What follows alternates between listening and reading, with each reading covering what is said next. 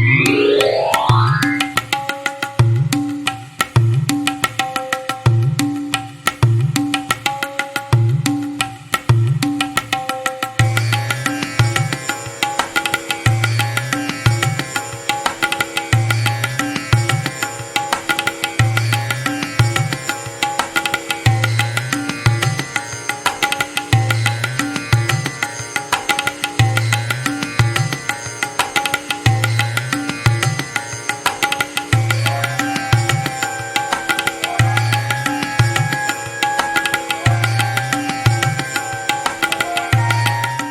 विद्यार्थियों, ओम क्लासेस की ऑनलाइन कक्षाओं में आपका स्वागत है। आज का जो हमारा प्रकरण है वह है भाषा एवं व्याकरण। सर्वप्रथम हम भाषा शब्द की व्युत्पत्ति की बात करते हैं। जो भाषा शब्द है इसकी व्युत्पत्ति संस्कृत के भास धातु से, अर्थात संस्कृत के भास धातु में टाप प्रत्यय, जिसका हिंदी में अर्थ है आ, लगने से होती है। अर्थात भाषा शब्द की व्युत्पत्ति संस्कृत के भास धातु में टाप प्रत्यय लगने से होती है। और भाषा शब्द का शब्दकोशीय अर्थ है कहना, बोलना, उच्चारण करना आदि। परंतु अगर हम व्याकरणात्मक दृष्टि से बात करें तो व्याकरणात्मक दृष्टि से भाषा का तात्पर्य व्यक्तवाणी है, अर्थात मानव द्वारा उच्चारित स्पष्ट, सार्थक एवं अर्थपूर्ण शब्दों का समूह भाषा है। अर्थात मनुष्य जो बोल रहा है वो साफ साफ हो, स्पष्ट हो और अर्थपूर्ण हो, उनका एक समूह, उन शब्दों का, जो शब्द उसके द्वारा बोले जा रहे हैं उन शब्दों का एक समूह भाषा है। संस्कृत व्याकरण के महामुनि पाणिनि ने व्यक्तायाम वाची कहकर व्यक्त वाचा शब्द समूह द्वारा इस तथ्य की पुष्टि की है जिसका आशय है स्पष्टवाणी। अर्थात जो महामुनि पाणिनि हैं इन्होंने भी व्यक्तायाम वाची कहा, अर्थात भाषा क्या है? स्पष्टवाणी, मनुष्य द्वारा उच्चारित स्पष्टवाणी। अतः हम कह सकते हैं कि मनुष्य द्वारा उच्चारित शब्द ही भाषा की श्रेणी में आते हैं। कहने का मतलब यह है, मनुष्य जो बोल रहा है, जो कह रहा है, उसी को हम भाषा कहेंगे, क्योंकि वो स्पष्ट है, वो सार्थक है, इसीलिए हम उसे भाषा की श्रेणी में रखते हैं। पशु पक्षियों के बारे में भी हम जानते हैं। पशु पक्षी भी अपनी ची ची, चू चू, म्याऊं म्याऊं आदि अनेक प्रकार की ध्वनियाँ निकालते हैं, लेकिन इन ध्वनियों को हम भाषा नहीं कहेंगे, क्योंकि इनका कोई स्पष्ट अर्थ नहीं है, न ही ये सार्थक हैं। पशु पक्षी ध्वनियों से अपने मनोभावों को प्रकट करते हैं, किंतु इन ध्वनि संकेतों को व्यक्त भाषा नहीं कहा जा सकता है।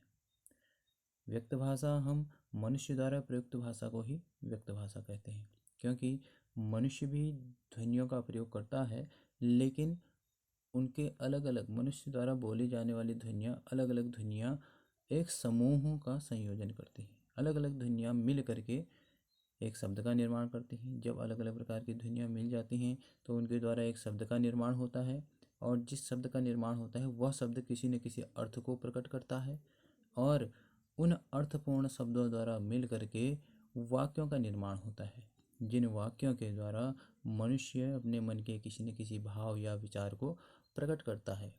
मनुष्य मौखिक रूप से भाषा का उच्चारण करता है, और जब वह मौखिक रूप से कुछ बोल रहा होता है तो उसके हृदय में जो भाव उत्पन्न होते हैं, उन्हीं भावों को वह बोल करके दूसरे मनुष्यों तक पहुंचाता है, संप्रेषण करता है।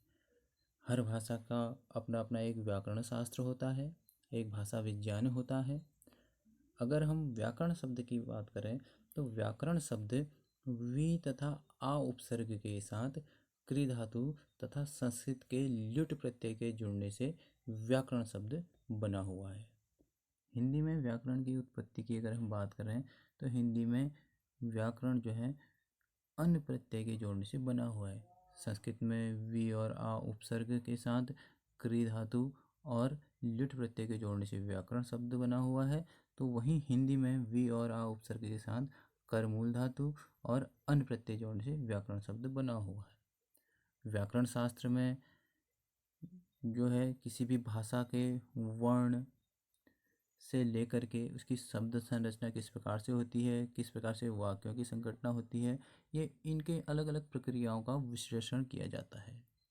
कहने का अर्थ है कि व्याकरण वह शास्त्र है जिसमें हम किसी भाषा के वर्णों, शब्द संरचना, किस प्रकार से शब्द बनते हैं और शब्दों द्वारा जो वाक्य बनते हैं, उन वाक्यों की संगठना और उनके अलग अलग जो प्रक्रियाएं हैं उनका विश्लेषण व्याकरण शास्त्र के तहत ही किया जाता है। और व्याकरण शास्त्र में ही उनके स्वरूप का बोध कराया जाता है। प्रकृति प्रत्यय विभाजन व संरचना किस प्रकार से होती है, ये सभी चीज़ें हम व्याकरण शास्त्र में पढ़ते हैं। इसीलिए व्याकरण की महत्ता को प्रतिपादित करते हुए कहा भी गया है, यद्यपि बहुनाधि से तथापि पठपुत्र व्याकरणम स्वजनः स्वजनो माभूत सकलम शकलम सकृत शकृत। अर्थात प्राचीन काल में जो माता पिता होते थे वह अपने बच्चों से कहा करते थे कि हे पुत्र, तुम ज़्यादा न पढ़ सको यह कोई चिंता का विषय नहीं है, परंतु व्याकरण शास्त्र तो अवश्य ही पढ़ना है, क्योंकि व्याकरण शास्त्र के अभाव में तुम स्वजनों, अपने बंधुजनों को, स्वजनों, श्वान समूह, और सकलम शकलम सकृत शकृत, अर्थात सकृत कहने का अर्थ है एक बार, शकृत विष्टा, ये सकृत का अर्थ होता है एक बार, शकृत का अर्थ होता है विष्टा अर्थात गंदगी। यह बोल करके अर्थ का अनर्थ करने लग जाओगे। अतः व्याकरण के पठन के बारे में, पठन पाठन के बारे में प्राचीन काल से ही जो है बहुत ही महत्वपूर्ण बताया गया है व्याकरण का पठन पाठन।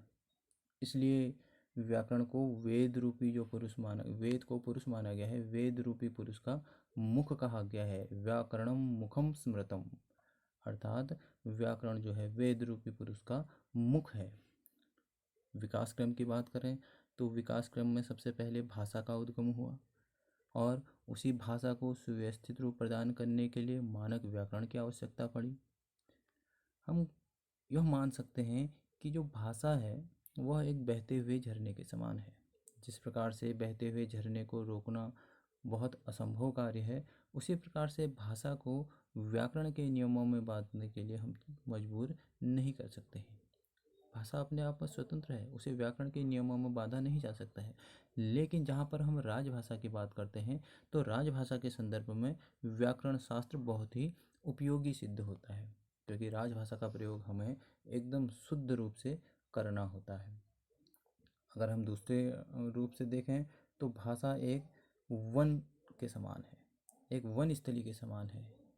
जिस प्रकार से वन में अनावश्यक झाड़ झंखाड़ आदि होते हैं, तो भाषा जो है उसी झाड़ झंखाड़ को काट करके दूर करने वाला, परिमार्जित करने वाला, परिष्कृत करने वाला है और उस वन को एक सुंदर वाटिका में परिवर्तित करने वाला ही व्याकरण है।